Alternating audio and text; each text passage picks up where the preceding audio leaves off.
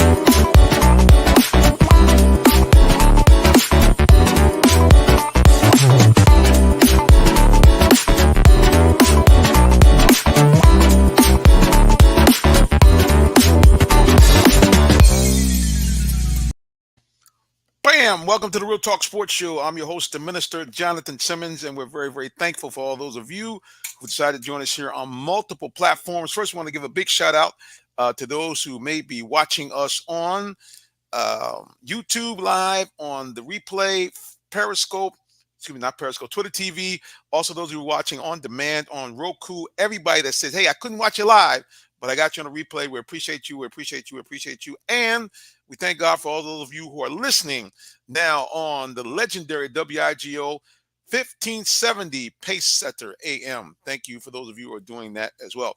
Hey, if you want to find out about me, there it is right there. You can hit me up, Simmons at realtalksports.net, especially if you got a great sports story. You can call me also on the cell, 678-410-9833. Please follow us on social media at Real Talk Sports, the number 7, or you can follow me personally at Minister J. Sim. Well, you know, guys, anytime we do this sports show, we want to bring on one of the most beautiful women. One of the most beautiful women in sports talk radio or TV. We simply know this lovely lady is the Queen. Tree Dolman is back in the building. Queen, welcome back. Hi, thank you. Hi, everybody. Hi, Jonathan. What's going on? What's going on? The Queen is in the building. Welcome, welcome, welcome. And of course, when we have the Queen, we also have a champion, not one, but 2-time Super Bowl champion. He's also a veteran over a decade in the NFL, a recent nominee for the Black College Football Hall of Fame, and already a member of the Fort Valley State Sports Hall of Fame, number 38, and a darn nice guy. Mr. Tyrone Poolin's in the building. What's going on, sir? What's happening? What's happening, people? What's going on? What's going on? What's up? What's up? What's up? Well, good people. Good to have everybody in the building. And I'm Hey, going to go. hey, John. Go ahead. Yes, sir. Aside from your video, man, your video's kind of. I'm a little red. Am I red? And my video is it clear or am I just discolored? Huh? Not clear. Yeah. Not clear. But we can hear you loud and clear, though. You heard. I guess you can hear me. That's the main thing. That's the key thing. Well, hopefully we'll get the video straightened out sooner rather than later. Now, guys, I'm gonna tell you something. I'm gonna have to every now and then I like to go down nostalgia road. So I'm gonna go down this road here. I'm gonna bring on 2 gentlemen that just I can't believe just a few years ago were my interns on the show. They later said to me, Minister, we want to do our own thing. They for a while did their show on WIGO 1570 like myself, but now they have branched out and they're on their own. Both of these 2 gentlemen we want to welcome to our show. First, number 1, the happy man himself, and I believe he's a married man, family man now. Mr. VJ is in the building. VJ, welcome, sir. What's going on, Mr. Simmons? How's everybody doing? How you doing, Tree? Mr. Poole, how y'all doing? Doing good. How you doing, VJ? Doing good. And of course, you know, when we talk about nostalgia, this man is a father. Oh, I done hit my volume. I'm going downhill. All right. Let's see, my volume button done went crazy. You know, this is what happens when I bring this guy on. He's a family man. He's a deacon in his church. But to us, he's the devious deacon. He just disappeared off the screen. There he is, the one and only Miles Tyson is back in the building. Miles, welcome back, sir. How you doing, sir? What's going on? How y'all doing, everybody? How you doing, Miss Tree, Mr. Poole, Tyrone Poole? How you doing, sir? How you BJ, doing? what's up, baby? What's going on, bro? Yes, sir. The young guns are back in the building. Yes, Gentlemen, sir. Trying. good to see you all. Let me put that up Um, there for y'all too. Yeah. Yeah, we see all the UT. Uh-huh. We still shining bright. You doing what? We still shining bright. The orange is still bright. We lost, but we still bright. Don't worry about it. We're ahead of schedule. Hey, Yes, Tyrone, did you see the score of that game? Tennessee against South Carolina? You know what? I'll say this about Tennessee. I said this last time we talked about Tennessee. I said Tennessee got an offense, but they can't stop nobody on defense, and you cannot win a championship like that. So, hey, it showed up in South Carolina, right? But yeah. So, you know, the cream rises to the top at this part of the season. Yeah. You're right. Queen, do you have any words of consolement for Mr. Miles T? No, I mean, you know, regardless, the fans have to be proud of the way that they played against Alabama at home. That was just a phenomenal football game, and that was one for the ages right there. Yeah. That was our championship game this year. Yeah, surely was, bro. Because y'all done, something happened. Something happened. VJ, did y'all put any money on that game? Any money transpired, changed hands between you and Miles? No, He actually, didn't want Miles. Listen, the thing about Miles would never bet me on the Alabama Tennessee game. Like he would never do that because he knows. I mean, it's been a long time. You know, it's been like 11 years. You know, it was a matter of time they finally beat us. But you know, it took an extravagant effort. So, you know, but it is what it is. You know. Yeah. Well, somehow or another, they must have left all that effort against Alabama because against South Carolina. Yes, sir. Let's just take a look at some of these stats here. The final score: South Carolina 63. I'm gonna say that again. South Carolina 63. Tennessee 38. I'm still trying to wrap my ears around 63 points. Now they scored 63. Let me read Spencer Rattler. Now, Spencer Rattler coming into this game, I believe, had 7 touchdown passes coming into the game. Somehow, against the Volunteers, he woke up. Spencer Rattler was 30 of 37 for 438 yards and a stunning 6 touchdown passes thrown. I'm still scratching my head on that. I mean, y'all can't. I mean, let's be honest. He's a good quarterback. He's very talented. He was number 1 overall quarterback coming out of high school about 3 years ago, I believe, when he went to Oklahoma. So, I mean, his talent is there. He's just been inconsistent. You know, he's like a Bo Nix from. He plays for Oregon now, but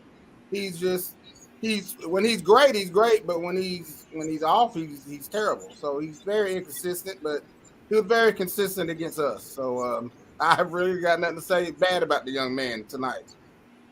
So it was a beatdown of colossal proportions.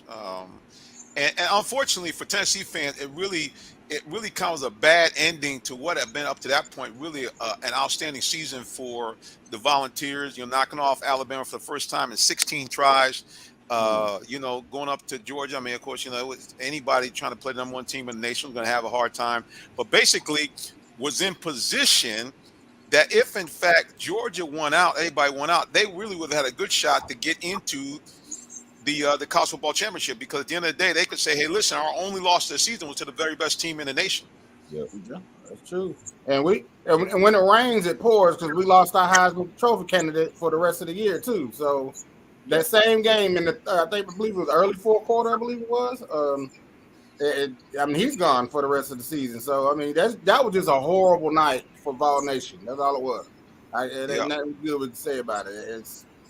I'm not crying over spilled milk though, because the Orange is gonna stand proud. We're gonna still stand beside our Vols. We're gonna still get in the big New Year's 6 bowl game, and that's all that matters. But we're above schedule. We wasn't expecting this year. We wasn't expecting this.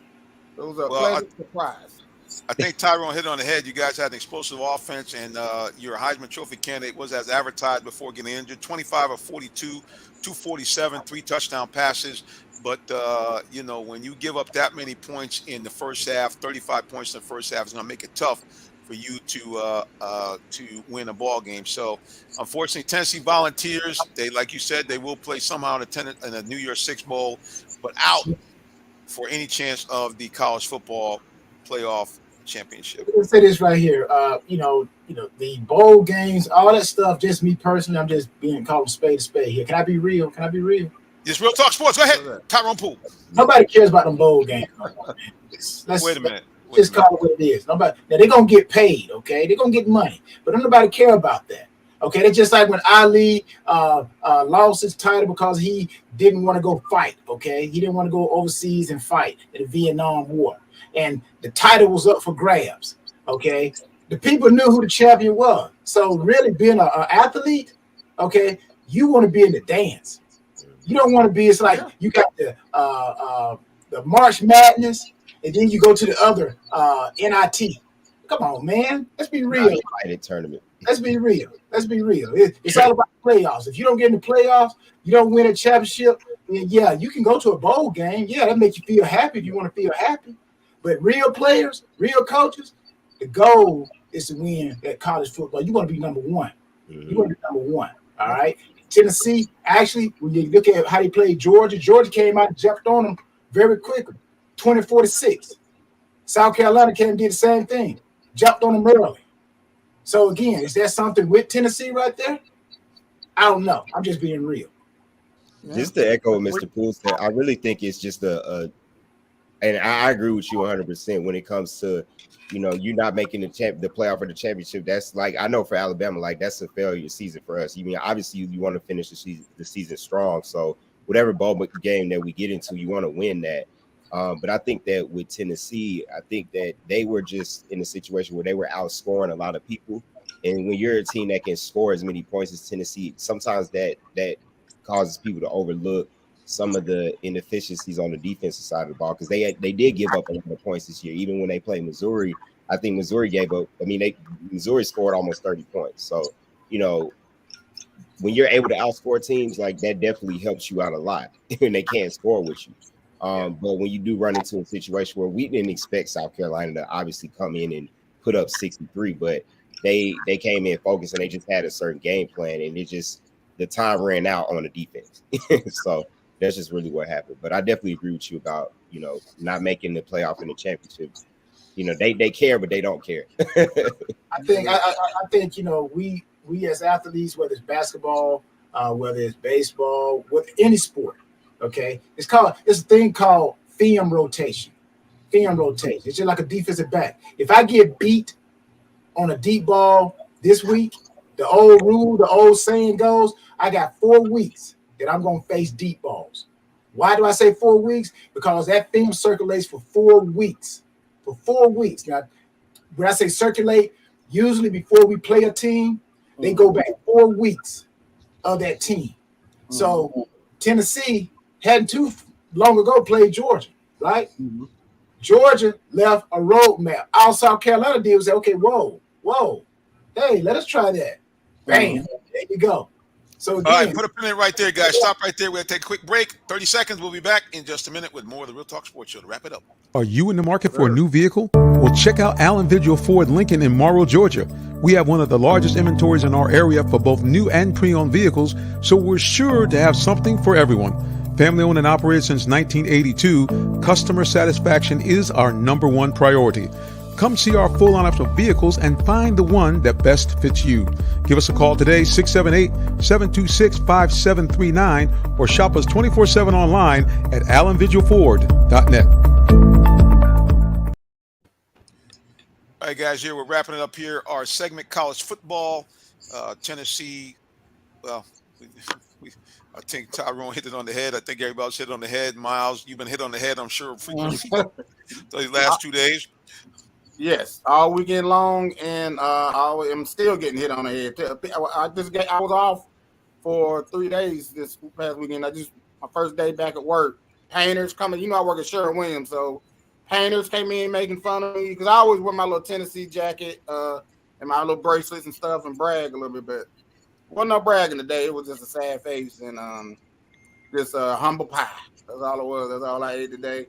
But backtracking what y'all said real quick, that is the first thing that matters. You know, winning and championships and being number one for sure. But just coming from where we came from these last 7 years, the trials and tribulations we've been going through on Knoxville, on Rocky Top, 3 different coaches, the Mr. Pruitt giving out money and McDonald's trash food bags on campus and getting, you know, it was just been crazy for Mr. Hypo, Coach Hype, to come in there after just two seasons to take us to this level and even having us here at this moment in time talking about us just this last week, talking about me and maybe being a number 4. And, you know, that's amazing to me as a fan, a true fan that's been here from day one. And to speak of what you said, Mr. Poole, on the bowl games, it don't really matter because they're really predicting us to play against Tulane in the Cotton Bowl right now. And I'm like, that's so disrespectful, man. That's disrespectful when we were just the number 1 team 3 weeks ago and number 5 playing for a playoff spot. Now we got to play Tulane. They predicting us to play Tulane, man. Come on, man. All right. Well, we're going to wrap up our college football segment and let you guys, of course, tell everybody, where and how they can find you. Before we do that, somebody doesn't have to eat no humble pie because in the Big Ten, it does appear that the Blue and Maize are still in the game. Miss Tree Dolman, your boy Squeak went out, but there's a little controversy. They're thinking the rest might have helped y'all out. She said, what about controversy? The Illinois coach was thinking that the referees were a little slack on some of them calls, but nevertheless, the Wolverines pulled it out. You got to be excited that they are still in the hunt, undefeated for the 20. Undefeated. Right now we're number 3. Ohio State is number 2. We know that we play each other this weekend. So Ohio State, unfortunately, will no longer be undefeated. But I think that Illinois just needs to just realize that Michigan is just what we are. Don't hate. Wow. Go Blue. Go Blue. I'm rooting for him this weekend. I'm a Buckeye hater. I am.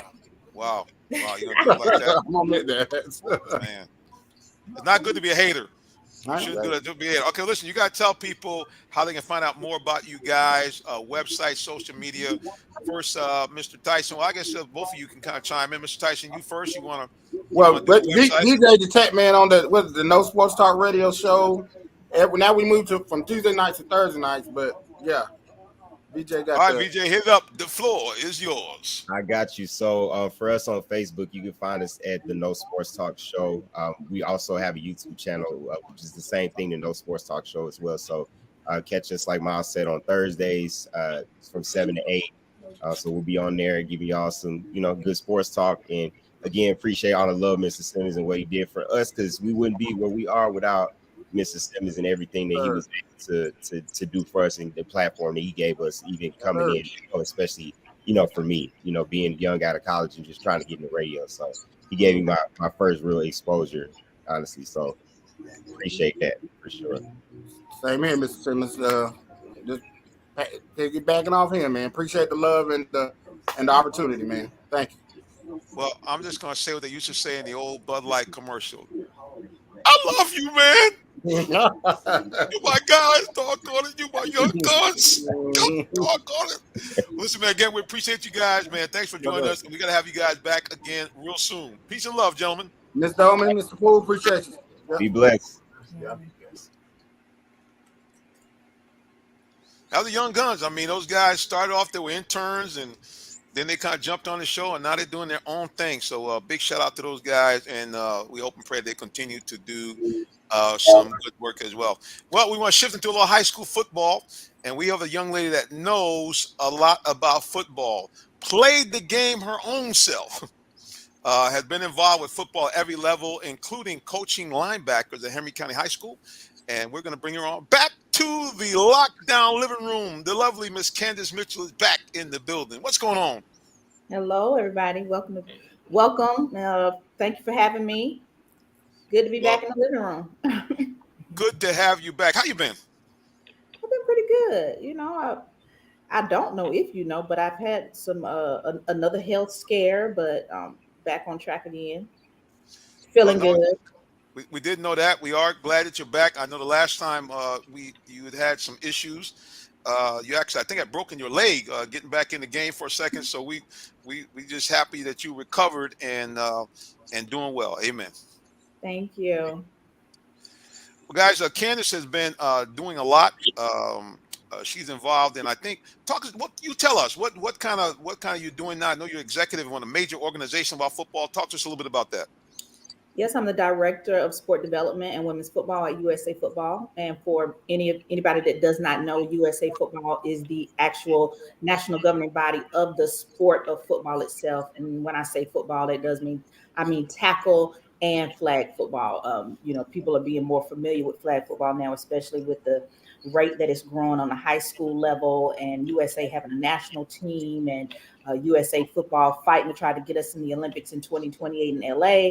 You know, you're going to hear a lot more about flag football. So, national governing body of the sport of football, and I'm excited. I basically retired in a sense from education and athletic administration, but I do still work with the National Association for Athletic Administrators. I wrote a course for coaching athletic administration certification. I'll be at their national conference teaching one of the courses that I wrote with a few other colleagues around the nation. So I'm still in it on the education side and on just working in football itself. So football for me is like, you know, being a mom in football. I'm working in football. When I get home, I do not want to watch ESPN. So it's football, and more football. Like I said, it's great to have you back. Glad you're all the great things you're doing. Also know that you're doing some stuff from time to time with our man Sam Crenshaw at 92.9. And that's why we got you here, because you were at a game that was a game. Tell us a little bit about Woodruff Academy taking on Lee County. So Woodward faced off Lee County last Friday, and it was a really, really good game. I think that some people thought it would be closer than it turned out. Woodward got the win 23-7, and they look really good. They look really, really good. Lee County was the favorite going in that evening, so it goes to show any given Friday you can come out with a W. So you got to go in, you know, with a positive attitude, and know that you've got a shot. Everybody has a shot. They'll face Langston Hughes next Friday. I think that's going to be a tough one that people are going to be excited to see. Langston Hughes has been the favorite for everybody that they face, so it's going to be a good game Friday. Well, speaking of Langston Hughes, before I let my two co-hosts ask you some questions, I got a chance to meet one of their star players, the Atlanta Touchdown Club, Mr. Terrence Love, one of their defensive backs. Let's hear a little bit from him.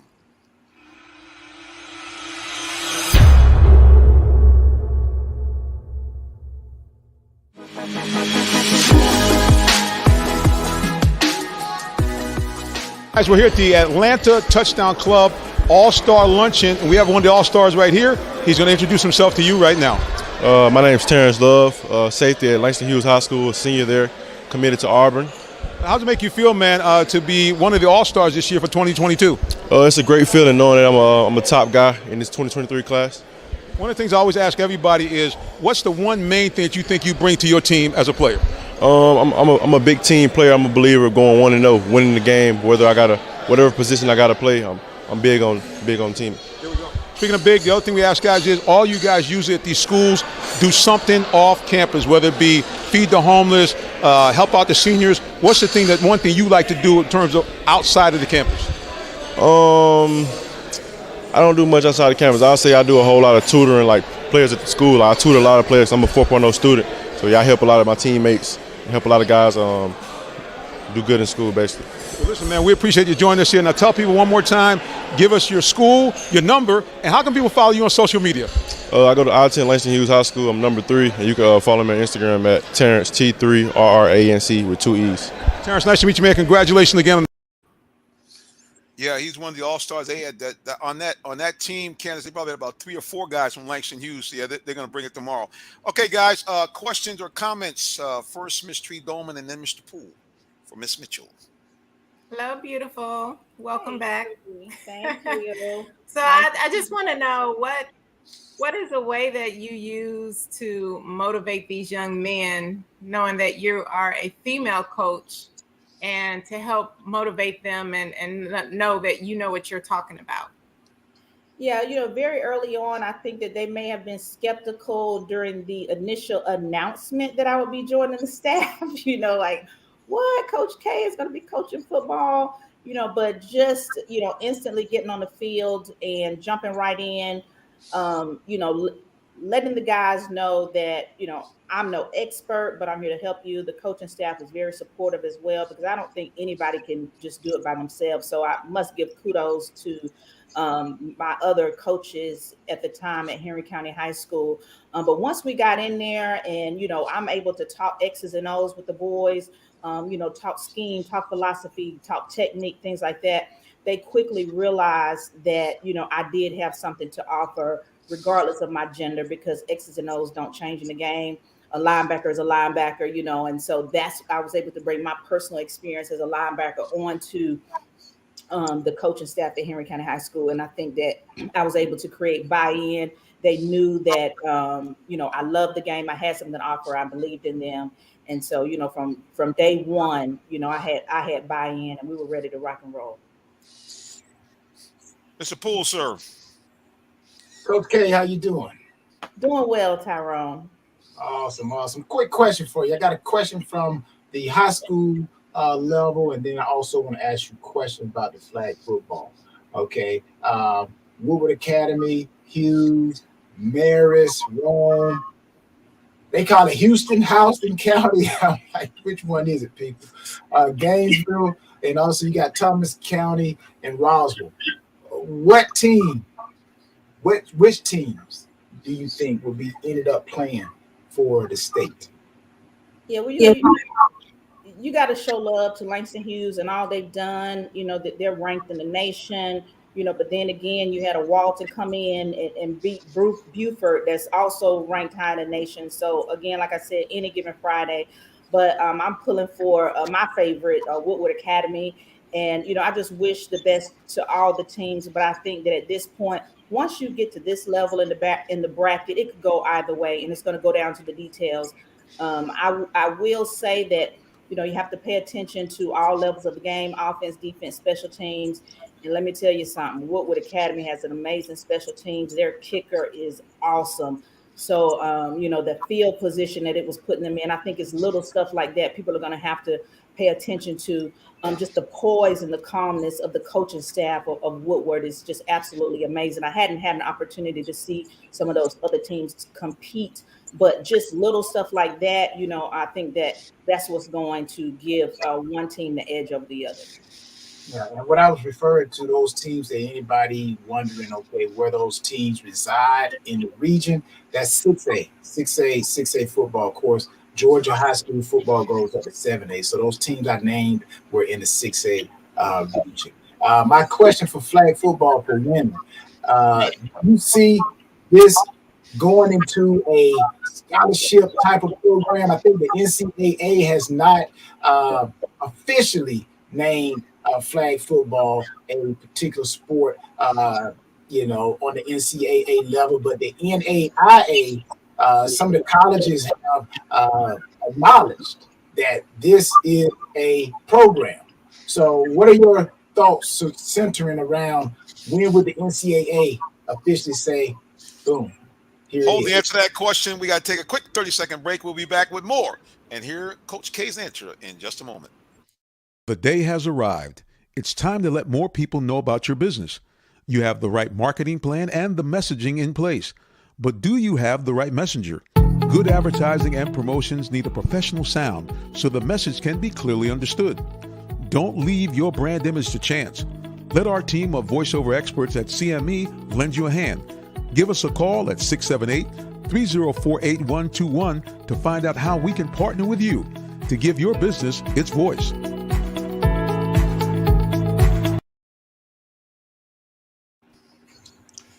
Guys, we're back to finish up our conversation about touch football and where it may be going with Coach K. Yeah, well, I'll just recap real quick for those who might have just tuned in. My question to Coach K, uh, flag football for women. Right now, the NAIA, some of the schools like Thomas University, Florida Memorial University, you got what?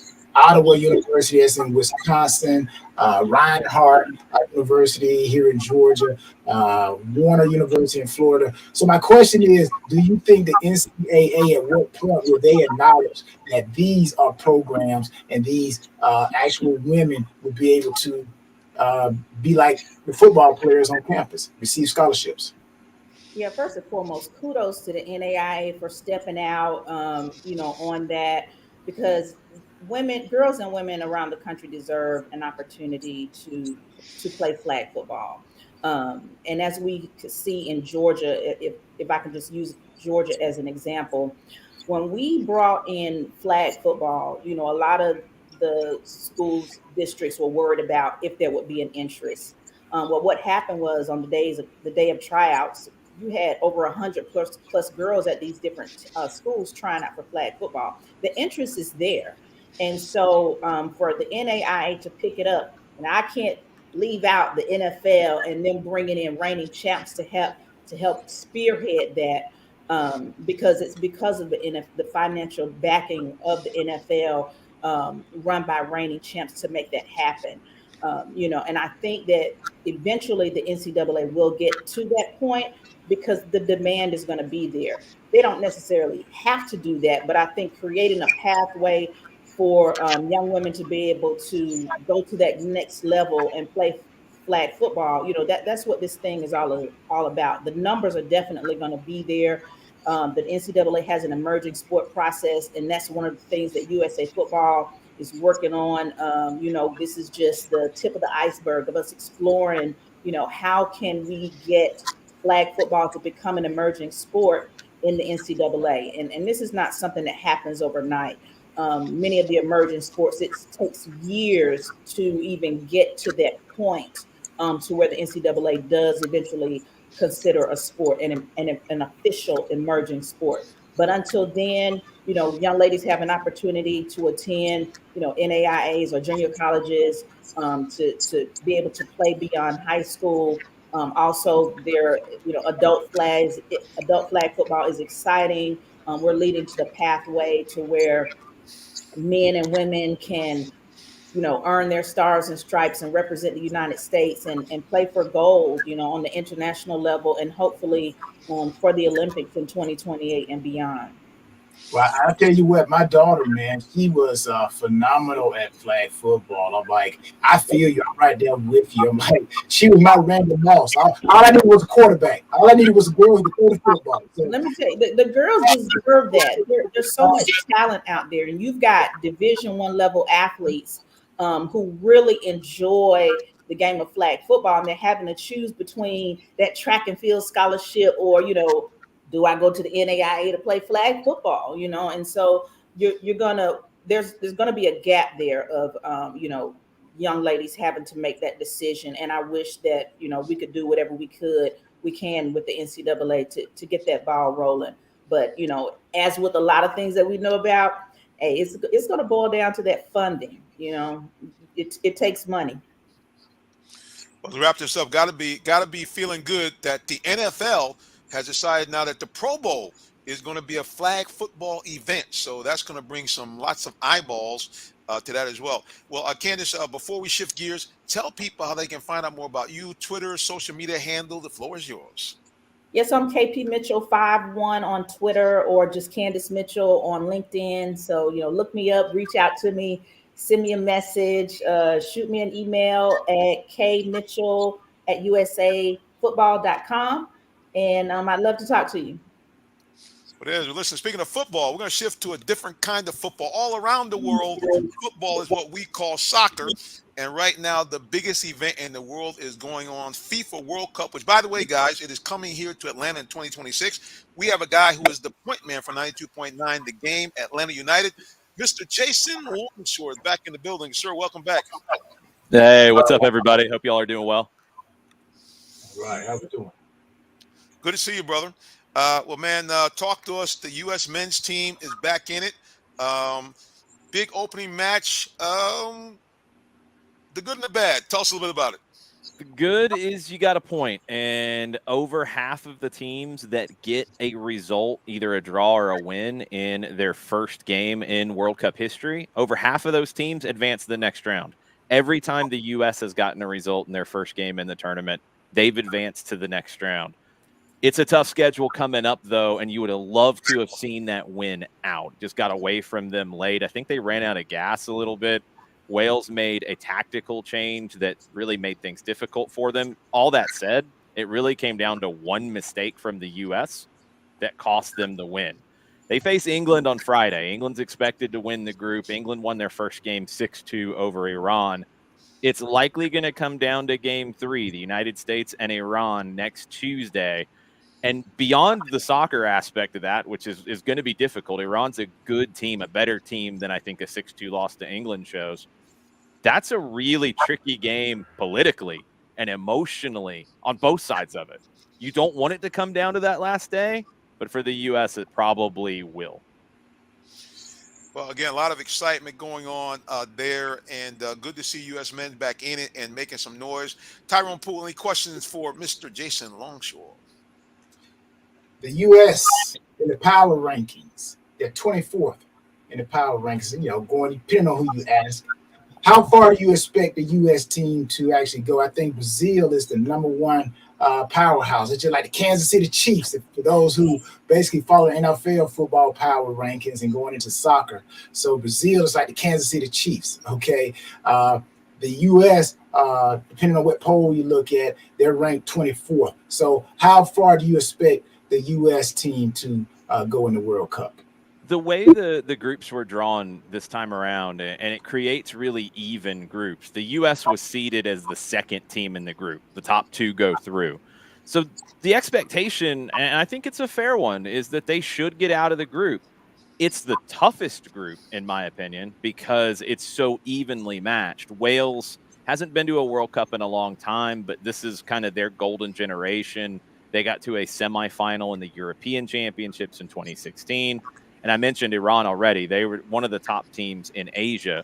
According to FIFA rankings at various points this year, all 4 teams in the group were in the top 20 at some point in the year. So it's the most even group. But the U.S. should get out of the group. That's got to be the expectation for this men's national team going forward. You get out of the group, then you're in a knockout tournament. And we know in any sport, you get to a knockout tournament, you get to the playoffs, you get to one and done kind of situations, anything can happen. And we've seen teams that have been a total surprise get to a semifinal before, whether it was South Korea when they hosted in 2002, Turkey that same tournament, Croatia got to a final last time in 2018 for the first time ever. It can happen, but you've got to get to that stage first. They have to finish at least second in this group. They have the means to do it, but they've got to have the performances to back it up. Yeah. My last question. Soccer is moving here in the States. What do we have to do to become competitive enough to where, boom, it's lights out every year? We are knocking at that door or busting down the door as a top soccer country. I hate to say that it just takes time to a degree, but it does. When you look at the worldwide history of the World Cup, and as many countries worldwide that play this game, only 8 have ever won the World Cup. Only 8. It's crazy that countries like Croatia, formerly of Yugoslavia, never been to a final until 2018. Denmark, who's won a European championship, they've never been to a semifinal in their history. Belgium, who's been number 1 in the FIFA rankings a lot over the last 8 years, they've never been to a World Cup final. It's really tough. And when you get to those knockout games in a World Cup, anything can happen. And look, we see it with the Olympics too, where you do have to have some things go your way in that 4-year cycle. You have to have some things go your way to where you're at your best going into that tournament. I think the U.S. has that expectation this time around. But going forward, when you look at 2026 where they're going to host, they're going to get that boost. You're going to have home games in that tournament. they've got to continue to develop on multiple fronts, whether it's more kids playing the game and learning how to play the right way. I think at times in youth sports, and this is across the board, honestly, skill development is secondary to winning for little kids. And we see it in basketball, we see it in football, we see it in baseball, any sport you want to talk about. If you don't have that foundation of skill, you're going to struggle the later and later you go into your career, whether it's getting to college, whether it's making it to the pros, whether it's being a superstar. You've got to have that foundation. And I think at times in youth sports, it's more about winning trophies for 8, 9, 10-year-olds when that ultimately doesn't matter in the long run for that player development. That's got to continue to change. Major League Soccer's got to continue to invest in developing talent from a professional perspective. And then when players are ready and it's the right situation for them, get those opportunities to go to even bigger clubs in Europe. And we're seeing more U.S. men have that opportunity in this generation than ever before, with guys playing in the Premier League, playing in the top league in France, playing in the top league in Spain, in Italy, and in Germany. That's critical to get that next level mentality and that next level quality. Tree, any questions for Mr. Jason Longshore? Yeah, so you said that the U.S. has to come out. What will be the keys that they will have to follow in order for them to come out?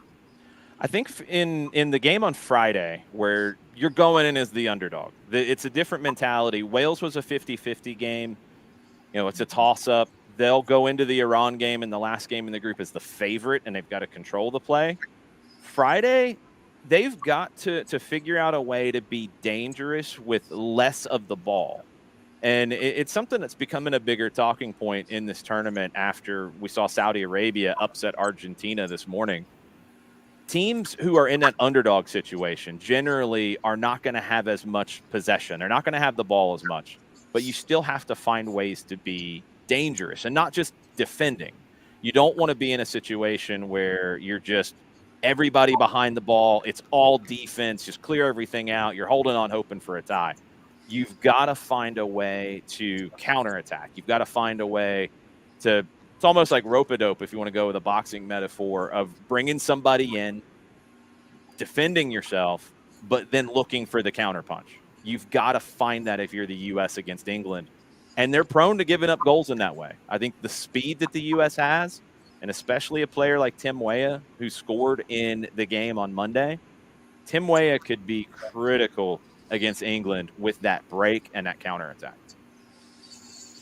Well, I'm going to unleash a guy that's a follower of our show on you, Jason. I'm going to have to put my shades on because he's notorious for throwing shade. This is our good buddy Todd. And his comments about Saudi Arabia winning are he feels that the oil money went to Argentina to get them to give the ghost. If you know Argentine culture and if you've seen the reaction out of the media, that team, that is not the team that's going to get bought off. That's not going to happen in this one. Now, there is a question, though, because you had 3 goals that were called back for offside. I think 2 of them, absolutely legit. One of them, it's looking like from some of the still images that are being shown on Argentine television that maybe the referees who are in charge of the replays looked at the wrong player to determine if the player was offside or not. It was by inches anyway, but they might have gotten that call wrong. And if Argentina's up 2-0 at that point, 2-0, I think they win that game easily.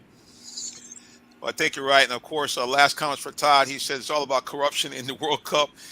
Todd, we know that there's been some guys that have been indicted for different scandals and so forth, but we won't talk about that now because it's time to wrap up. So, Jason, anytime we bring someone on our show, we want people to find out more about them, how they can follow you. So, sir, the floor is yours. Yeah, you can find me on any social media at Longshoe. You can also find that we're doing a World Cup related show every night during the tournament on 92.9 The Game. It's in the late night segment. Tonight it's at 11 p.m. We're generally after Hawks games, after college football, after NFL games on 92.9 The Game. You can listen on the Odyssey app. You can also download it. Off the Woodwork is the podcast folder where you can find all of our soccer content from the station. and that's going to be up. If you're not able to stay up with us late, you can listen to that first thing in the morning before the games kick off. Hey, listen, Jason, as always, we appreciate you, man, bringing some good stuff in here. I think really this what's been going on as far as the development of younger players. Very, very exciting. I was reading that we got some 18-year-old, 19-year-old actually playing in Europe from some of the top teams. So that's only going to be a feeder system as these guys continue to grow the game here. And by 2026, it could be on and popping in the A. So, again, appreciate you. And I know you'll be right in the middle of it. So, again, we'll be calling you back, brother. Appreciate you so much. Anytime you need me. Thanks for having me on today. All right, guys, we're going to a break, and then we'll be talking more football. We'll be back in just a moment. Did you know that Allen Vigil Ford in Morrow, Georgia also has Lincoln? Over 35 years of using the Vigil Touch to provide excellent customer service, works hand in hand with the Lincoln Motor Company to provide a luxurious and seamless way to acquire your next luxury vehicle. Lincoln has an array of full-service complimentary owner benefits. These benefits include hospitality partnerships, service pickup and delivery, all which can be accessed through the Lincoln Way app. You can even contact the 24/7 concierge to have someone assist you. Come and see our great inventory of new and pre-owned Lincolns today.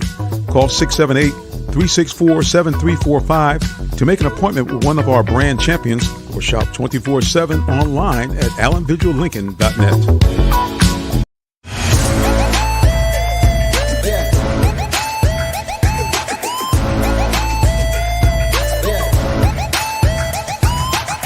This is OJ Howard with Real Talk Sports. What's up, guys? This is Tim Tebow. You're listening to Real Talk Sports. This is Charles Woodson. Let me grab the mic. You ready? This is Charles Woodson with Real Talk Sports. Hey, it's your boy JB Smooth with Real Talk Sports.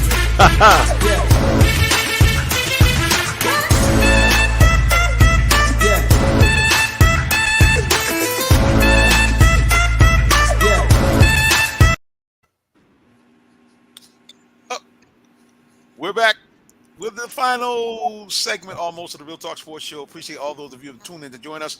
Above me, I got champions and a queen. I have the Mr. Man himself, number 38, Hall of Famer Tyrone Poole, and right next to him, the lovely queen, Miss Tree Dolman, is in the building. Well, Ms. Dolman, I know that you are very excited coming off this weekend because there's been a lot of W's coming from out of the state of Michigan. Yes, there has been. It does appear that the Detroit Lions, let me just flash it on the screen. How about them Cowboys, Lions, and Eagles? How about them Lions? How about us? They're on a roll. What do you think has been the reason why this team has really kind of, because I think we're talking 3 straight wins, if I'm not mistaken, correct? Yes. What's been the difference for your Lions? What's been the reason why they've been balling out? What you think? Well, I want to say that we've been balling out all season. We really have. There we go. Well, that's the truth. We have been balling out all season. The only difference is the past few weeks is that defense has been stepping up and defense has been playing better. And that's the reason that we were losing games in the beginning. Our offense were doing a good job and defense was not. So I think defense definitely stepped up, and they've been stepping it up the past few weeks. And I think that's the difference that we've been seeing with the wins versus the losses. Mr. Tyrone Poole, your thoughts about the surging Detroit Lions? What's been a big key for you? You know, the great thing about the NFL is that everybody has an opportunity. The question is, can you get all 53 guys to play together? Again, it goes back to your question, but I'm going to start with a statement before I answer that question. I think Deion Sanders was asked, would he go into the NFL and coach? And he said no, and I agree with him. One of the hardest things to do is to get grown men who are making money to buy in, and that's a tough job. And for what Detroit is trying to do, again, I still think it's the ownership. I think it's the ownership. I think if another ownership group came in, I think Detroit would do real well. And, we got a little freeze him there for a second there. Not sure what happened there. Tyrone, you back? There he is. Okay, we froze you out. Go ahead, come back. actually again acknowledged early in the season that they could score points, but they could not stop nobody. But again, there's a whole lot of whirlwinds circling in Detroit. So I know they probably want to win more games than what they have now. Yeah, I mean, I guess the Ford family, that it's when you have a family that owns a team.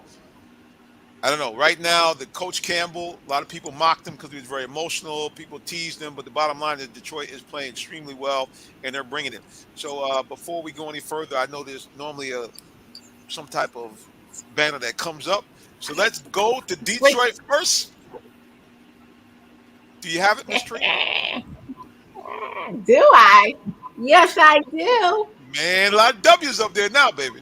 A lot of W's up there now. We now have 4 W's. Watch out there now. And I must say that Thanksgiving, we will add another one. So right now we have 4. Yeah, Lions are rolling. Give them credit. Like you said, offensively, they've been doing very, very well. They got back a key offensive player, and it's just been, I got to give them credit. They're really playing very, very well. And, Jared Goff looks like he's kind of, maybe found a little something there in Detroit. And like I said, I think Coach Campbell, as much as people mock him, Tyrone, I think you're right. A situation where these guys are buying in somewhat, and we're seeing some great stuff out of the Lions. No doubt about it. No doubt about it. He's the right coach for us. And how about them Cowboys? Dallas looking pretty good. Dak is back. They are rolling. They got Pollard. They got Zeke. Tyrone, what do you think about the Cowboys? Is this a mirage? Is this what they usually do? They get you excited and fumble late in the year? Or do you think the Cowboys really have something here on both sides of the ball? Yeah. Before I go to the Cowboys, can I finish this? Put a period at the end with the Detroit Lions. Yes, what? For the people in Michigan, all right, Detroit, the people, the so to speak, experts say that the Detroit Lions are better than the Denver Broncos. They're better than the Cleveland Browns. They're better than the Pittsburgh Steelers. They're better than the Las Vegas Raiders. Everybody's better than the Raiders. They're better than Jacksonville. They're better than the Chicago Bears. They're better than last year's champions, the Los Angeles Rams. So you know what? Motor City, you got something to drive off of. But going back to going back to the Cowboys, the Cowboys, a lot of Cowboy fans. I'm pretty sure more Cowboy fans here in Atlanta than probably Atlanta Falcon fans. Atlanta is that melting pot. But if you look at the power rankings, the Cowboys are 5th, sitting at 7-3. They actually moved up from 9th. So their run defense has gotten better. Dan Quinn, who used to be here, people ran him out of Atlanta. I think Dan Quinn's done a pretty good job with the Cowboys. So, it's going to be a great run over there in that NFC East, man. I'm like, you got some teams over there. And I think the Falcons are playing one of the teams, the Commanders. So, that East, it's a beast, as they say. So, but the Cowboys are holding up their own, man. So Dak Prescott, they could, win the East. I don't know how far they're going to playoffs, but sitting at 7-3, 5th best team, depending on who you ask, in the NFL right now. Only the Miami Dolphins, the Buffalo Bills, Philadelphia Eagles, and the Kansas City Chiefs are considered better.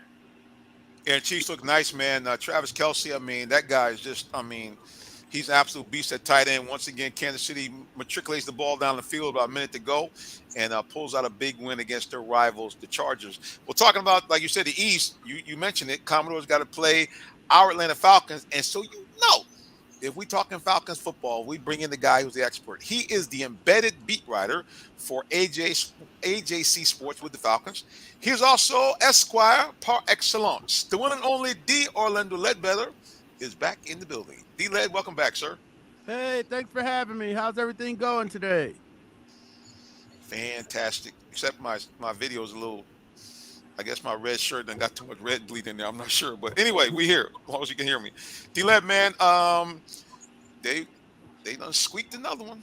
Them Falcons squeaked another one on Sunday. Yeah, no doubt. Got to stop for the third time this year on the last drive. We got an interception there by Jalen Hawkins. They had got one earlier in the season against Seattle and got one against Cleveland.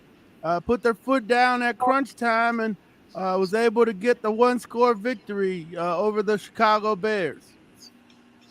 Yeah, definitely a big game for Atlanta and a game they really had to win. Yeah, no doubt. As they close out here, they got 6 games left, 3 against teams with losing records, 3 with winning records or 500 or better in Tampa Bay, the Ravens, and the Commanders coming up this week. It makes this a really big game for the Falcons if they're going to be really legitimate playoff teams or just a 8-8, 8-9 type of team. They got to beat Washington. And, if they do that, that would be serve notice that they are legitimately in this playoff race. Ms. Tree Dolman, comments or questions for Mr. D-Led? Well, so we see that the Falcons, you said 8-8 or 8-9. So you think that with the 3 teams that do not have a better record, you think that they will win at least 8 games at this point?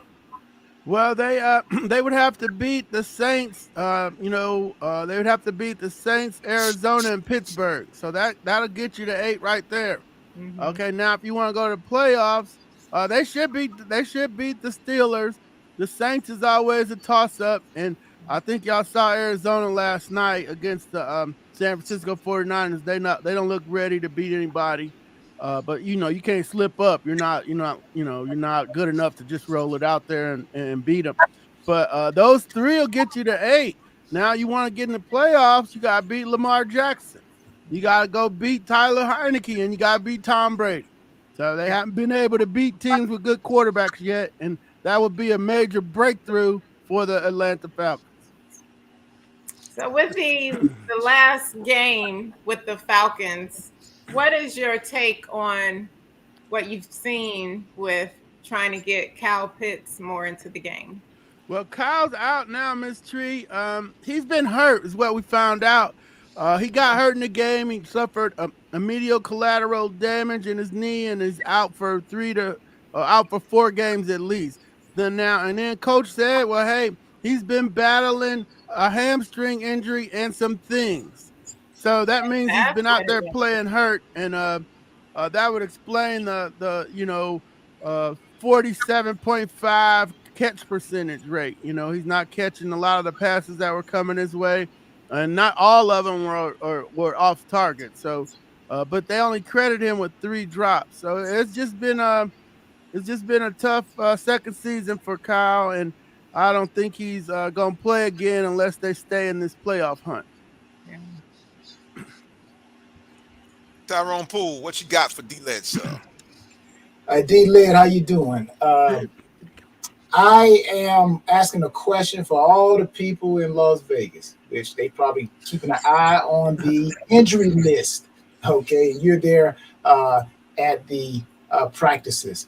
What does that injury list look like for the Falcons? And I have another question that I want to attach to that. So what does that injury list look like for the Falcons going into this Washington game? Well, we know that Kyle Pitts and Tyquan Graham are out there, but they were placed on IR. Now they need Felipe Franks to make it back. He's the only other injured player with a calf injury. So other than Felipe, they're in pretty good shape, other than the regular knickknacks and twisted ankles and stuff like that are gonna happen this late in the season. But as far as injury list, Felipe Franks is the only one on there. He missed the last 3 games, and they're gonna need him back to help out with the lifting at tight end now that Kyle Pitts is out. Question. Go ahead, Tyrone. Think Heineke and his receivers, can they get healthy? I know Carson Wentz was supposed to be the trigger guy, but Heineke has stepped in again. Do you think they have enough on offense to keep the Falcons defense busy? Yes, they do, Tyrone. They have a gentleman by the name of Terry McLaurin. who's already got 77 catches for over 1,000 and 5 touchdowns. And they got Logan Thomas, the converted quarterback who plays tight end. Those are the main guys. He targeted McLaren 13 times last year when he beat the Falcons here at Mercedes-Benz 34-30. So McLaren's his guy, but they're really running the ball with Brian Robinson, the Alabama back, and Antonio Gibson, our kid here from Eagles Landing out there in Stockbridge that played at Memphis. So they got 2 good backs, and they got a good top flight receiver and tight end, and then they bring in Curtis Samuel to run some reverses and catch a couple passes. He's a running back at Ohio State that Ron Rivera converted to a receiver in Carolina, and he followed the coach up to DC. So yeah, they got some weapons on the Washington Commanders team, and Tyler Heineke's kind of the gunslinger that can get it around to all his guys. Well, speaking of gunslinger, Mr. Todd once again is still up in arms about Marcus Mariota. He says, "Hey, the defense is playing better, but why does coach keep calling deep balls and Marcus overthrows receivers often by 20 yards?" Well, I haven't seen him overthrow anybody by 20 yards. He did miss Olamide Zaccheaus. Zaccheaus didn't look up for the ball. He got him beat. And so if you've been listening, you know that we've said the timing, the passing game hasn't been timed up properly. And that probably started back in the offseason. So, and he's not accurate throwing the deep ball. I mean, you look at the charts, over 15 yards, he's like it was 1 or 8 a couple weeks ago. So it's now like 1 or 12, 1 or 13. So, I mean, why throw the ball deep when you know it's a dead play? So, he's going to work it underneath. They're going to run the ball. That's their offense right now. Yeah, and I think that's a question from everybody is why does coach continue to put Marcus in a situation where he doesn't do well? The guy doesn't throw the deep ball. I know you're saying, well, hey, we got guys open in the scheme, but it's irrelevant. If you can't get the ball to him, I mean, just, do what you do. Todd has another statement or question. He says, looking at the facts, Real Talk Sports Show, is Pitts a bust at the number 4 pick? Well, he just had a 1,000-yard season with a traditional quarterback. So I would have to say no. He went to the Pro Bowl. That's voted on by the players. And this year he's been hurt. And he's playing with a quarterback that is, more underneath type dink and dunker. So, but the 47.5% troubles me. I haven't seen the touchdowns, haven't seen the red zone threat, which he should be with the 83 wingspan. So no, but I'm not ready to call him a bust, but you are looking at it like, okay, Jamar Chase, Micah Parsons, you can go down the list. You can do that every draft. But because I know Darrell Revis draft, who's, he was nominated as a Pro Football finalist today, semifinalist. The Falcons took Jamal Anderson, the defensive end, number 8, with Revis sitting on the board. So yeah, you can go back and do that every year. I'm not ready to do that with Kyle, although I do like Jamar Chase. Penny Stoll's doing good in Detroit. Of course, they're calling Michael Parsons and next Lawrence Taylor. So he was on the board when he took Kyle Pitts too. So, I'm not ready to call him a bust after a Pro Bowl year. But yeah, you certainly do look at the draft and say, wow, did they get this one all the way right? Let me ask you a question, D-Led. With Justin Fields, this question centers around Marcus Mariota. With Justin Fields getting injured, he had pretty much the same number of carries rushing the ball. Could be some scrambles mixed up in there, some direct calls mixed up in there. But my question is centered around injuries. Okay, Marcus actually carried the ball 13 times during the Bears game. And the Falcons are trying to position themselves to hopefully, possibly be a playoff team.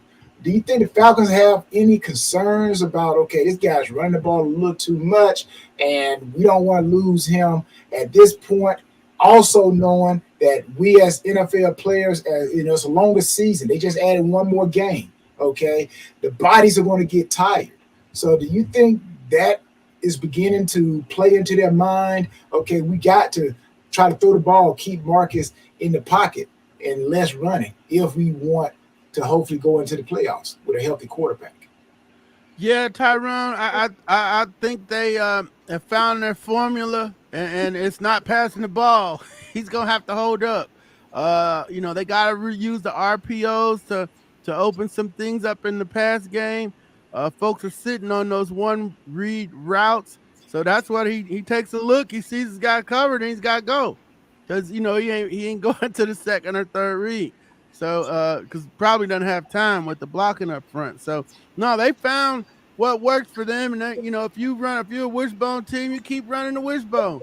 If you're gonna pitch it, pitch it. If you're gonna run the dive it. So we know that they are an RPO pistol run team. They can't throw. It's 150 yards a game. That's 31st in the league. I was looking for my stats I had out earlier today, but we'll have them on AJC.com. But yeah, they can't. We got enough sample size to say they're not a passing team. They got to kind of pay lip service to the passing attack and hope to get lucky on some balls here and there. But, this is who the Falcons are, a 2022. They are running red zone, RPO, pistol, college football team. Yeah. I think John, I gotta get you, Jonathan. I think Jonathan fell asleep over there with the control. Mm-hmm. We should have been looking. I can't help it, man. I'm just being funny. Jonathan, has he left us, man? Jonathan, are you still there? He could have had some issues. I mean, no, he having a little his connection, I think. He's been off for a little bit. Yeah. Oh, okay. Yeah, but no, I just asked that question again because Justin Fields got injured for the Bears, and I don't like the fact that he got injured again. I think it goes back to when you talk about Kyle Pitts.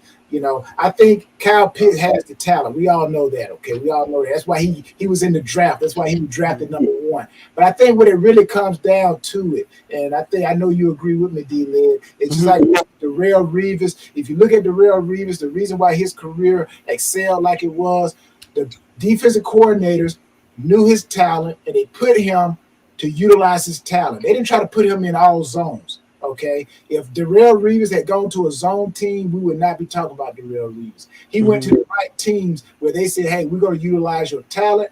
We're going to let you cover man to man. That's how you make your name playing a defensive back, okay? You don't make your name playing zone. You make your name as a defensive back playing man to man, all right? And I think the same thing with Kyle Pitts. I just think, me personally, I haven't sat down and really looked verbatim at the Falcons' game plan, but my question, are they utilizing him correctly?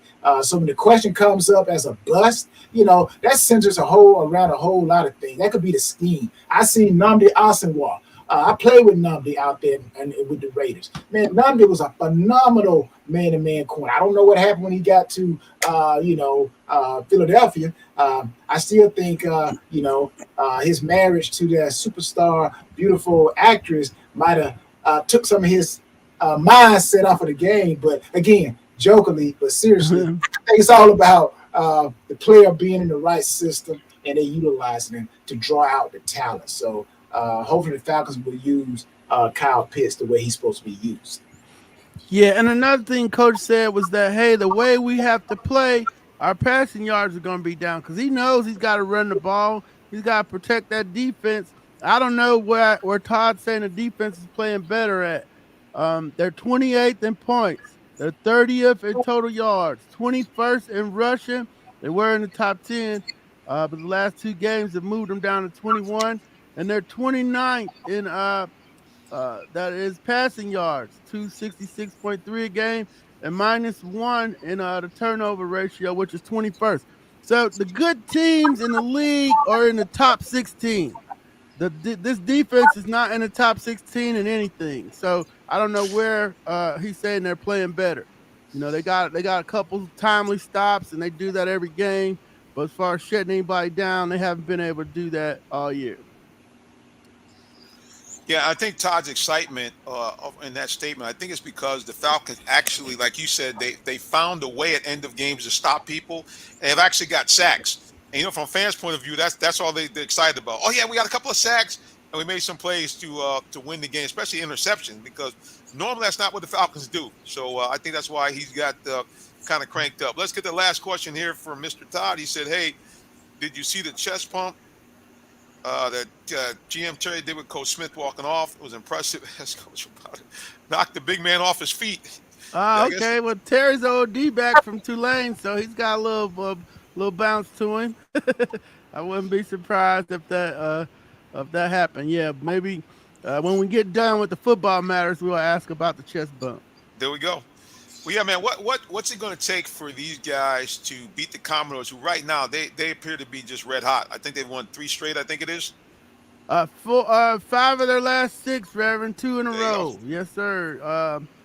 Beat the Eagles. That kind of caught everybody's attention. Then they went down to Houston and didn't, fall on their face against the Texans. So they'll be coming into this game with a lot of momentum. They like playing for Tyler Heineke, who's from Collins Hills High out in Gwinnett. So they got a little momentum to them. But just like I said, the Falcons were in the bottom half of the league and everything on defense. The Washington Commanders, you keep calling them the Commodores. I was calling them the Commandos earlier this week. I had to look it up. It's the Commanders. Commanders, yes. The Commanders are in the top half of the league and everything on defense. So they got a good defense, and they just got to put up enough points to win. But that defense is anchored by Deron Payne and Jonathan Allen up front. Montez Sweat from Stevenson High is at one end. They might get Chase Young back this week. Their linebackers are kind of slow, and you can get to their secondary. You can do some damage. They got Kendall Fuller back there.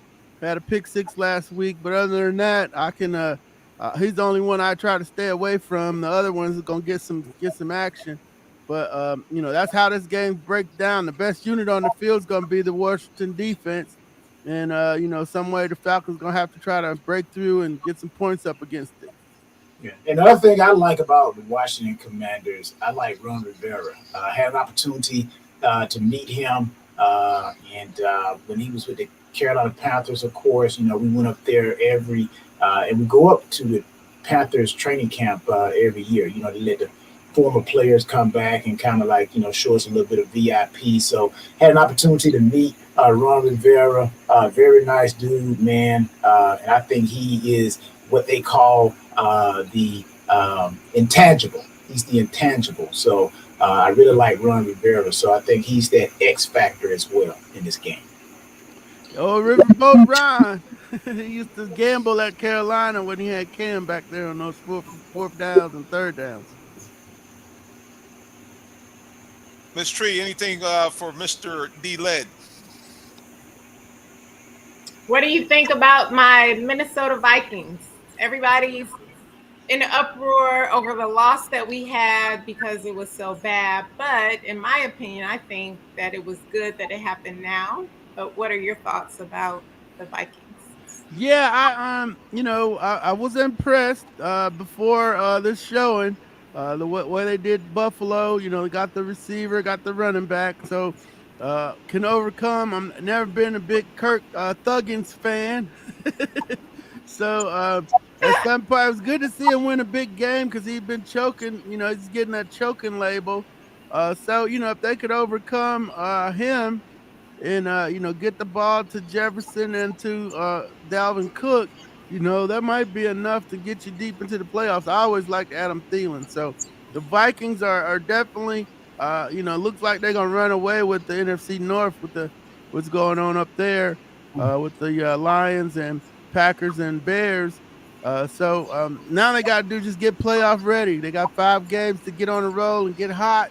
And we've seen in the recent years that the hottest team going into playoffs is who you want to be. You don't have to be the number 1 seed, but certainly they want to get some momentum going.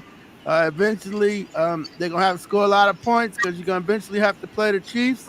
So that's what they should be gearing up. Is hey, how do we press the gas pedal on this offense and crank it up a little bit? Because if you're gonna win the Super Bowl this year, you're gonna have to check Travis Kelce and score some points.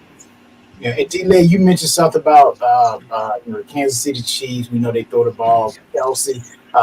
And when I look at the Vikings, you look at their completion. Teams are completing 69% of their passes against the Vikings secondary. So in a pass-happy league, you know, that's not going to hold up too tight. So what's going to happen, either the defensive coordinator is going to have to blitz a lot, or they're going to sit back in zone. If you sit back in zone, and then a good team's going to try to pick you apart by running the ball and pick and choosing when they throw the ball. But I think if they can fix that passing game, just my guess being a defensive guy, I think that'll help them do well, because I love that boy Jefferson. I'm like, to me, he's my number one receiver. He's my number one guy, man. I'm like, it's him and then everybody else.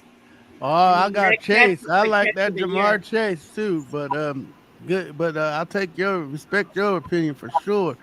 The one thing they can do, Tyrone, is move Danielle Hunter around. You know, and hopefully he can get rolling and get on the pass rushers get hot sometimes down the stretch. He needs to get hot for them, and that'd be the easiest thing for him to do is move him around and play off of him, get some games going with him in the tackle, or maybe put it in a NASCAR package, obvious passing downs. But you got one pass rusher, so you got to figure out how to unleash it.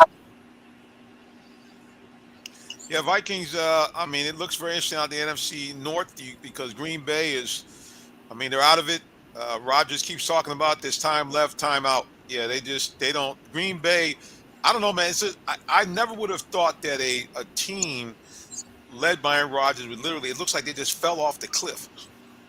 It's unbelievable. They just don't seem to have any offensive rhythm at all. Defense is still playing fairly well, but they look like offensively there's just no energy with that team. Is it really Devontae Adams? Does it really miss him that much?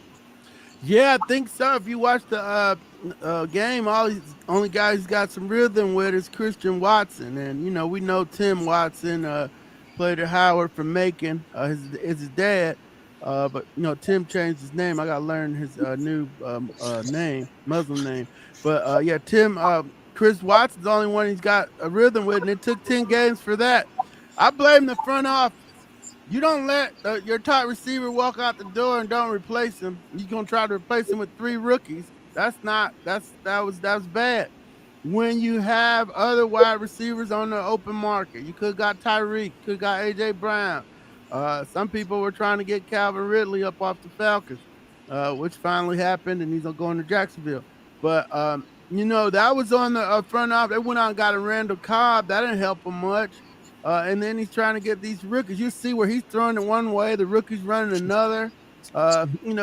He's missing. They're running stops. He's throwing goals. That should have been taken care of. And he should have got, a dependable veteran receiver to replace Devontae Adams, somebody that they could build the passing game around, not a bunch of guys that you don't know where they're going to be at when you get back in the pocket to throw the football. Hey, D-Lo, I got 3 quick questions for you.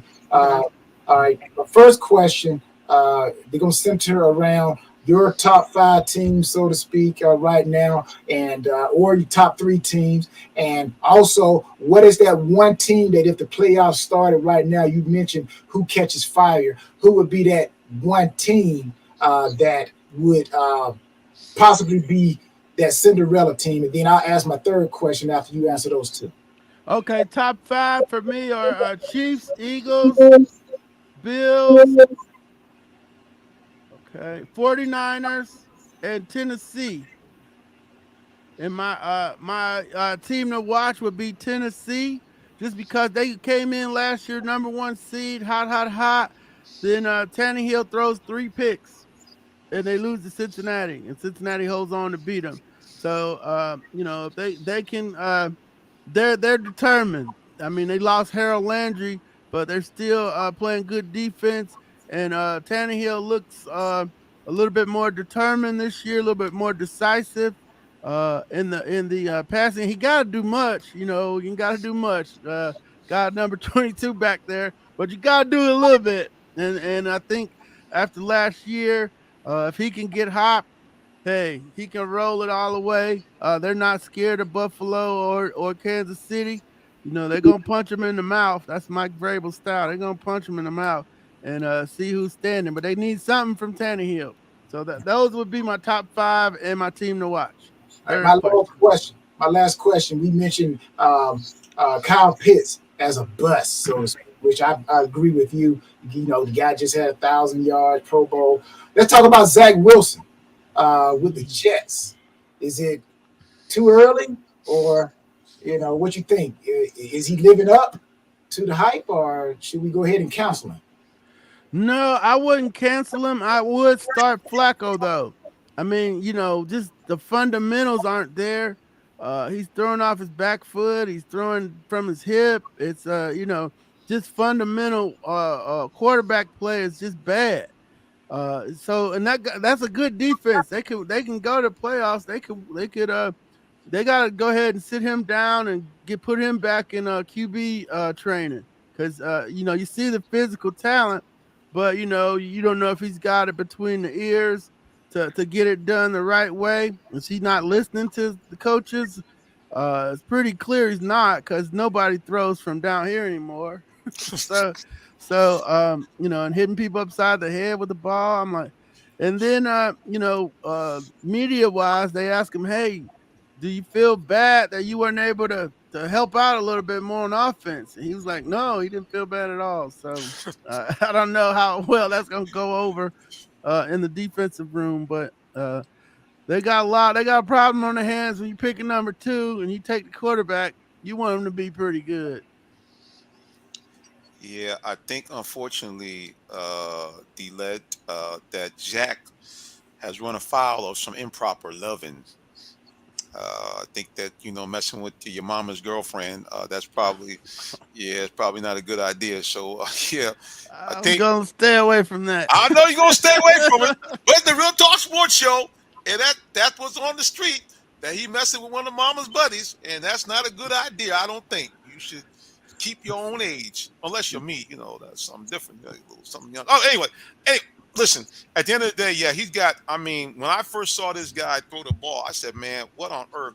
Release like a rocket, big arm, can run the ball. But, he's had a couple of good games for the Jets, but he is just falling apart these last few games. Yeah, you got to put in a veteran Flacco. Flacco, we saw, almost a decade ago, the guy got hot and carried the Ravens to a Super Bowl. So maybe they can get lightning in the bottle again. Yeah, I wouldn't say that much, Reverend, but they can at least get to the playoffs with him for sure. He's got a big arm. The Falcons are, when they play the Jets, they were like, yeah, no, he still got it. He can get the ball to wherever he needs to. Arm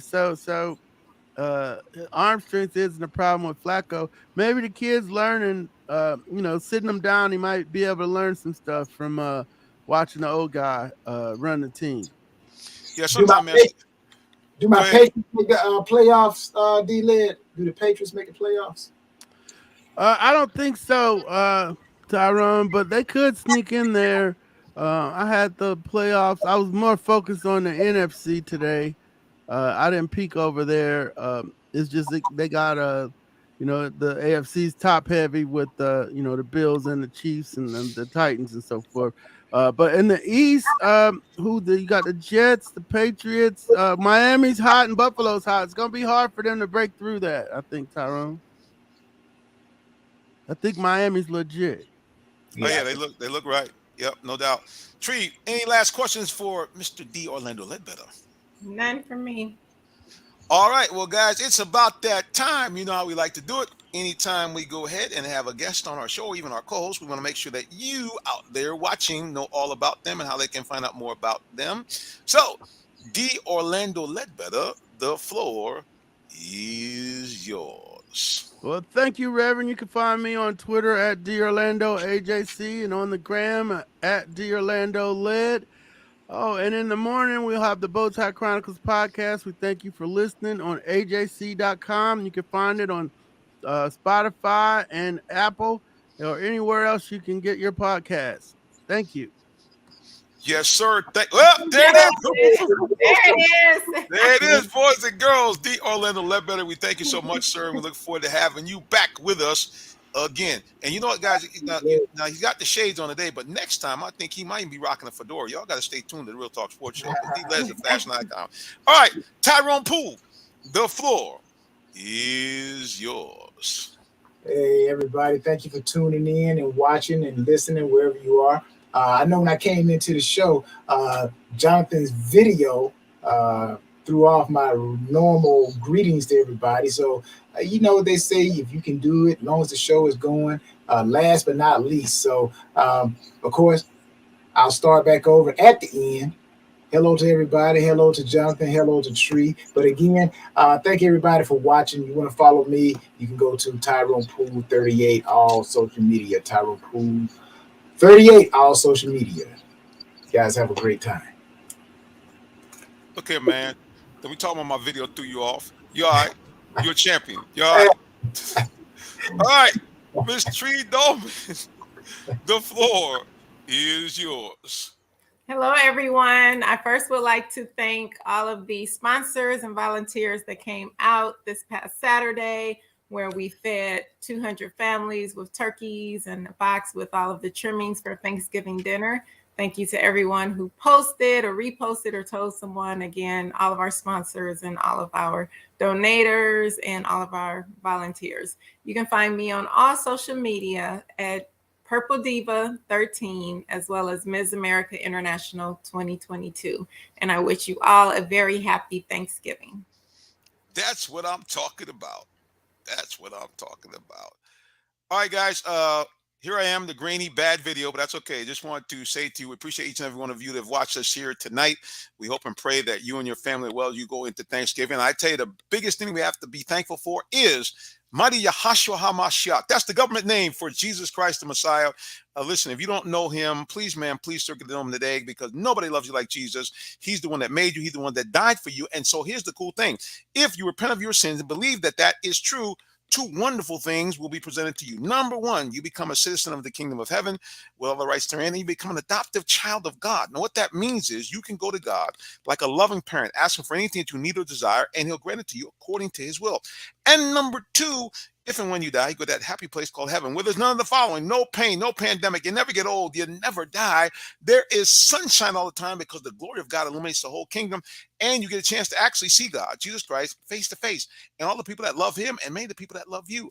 And you avoid that nasty place called hell, where all the things that are in heaven won't be in hell. So it stinks, it's dark, it's dreary, it's painful, and you're cut off from God, Jesus Christ, and all the people that love him and the people that love you forever and a day. I don't know about you, but like option number one instead of option number two. All right, guys, again, until the next time that you see us again, we say, as we always do, God bless you, and have a wonderful rest of your day or evening, whichever may apply. So long.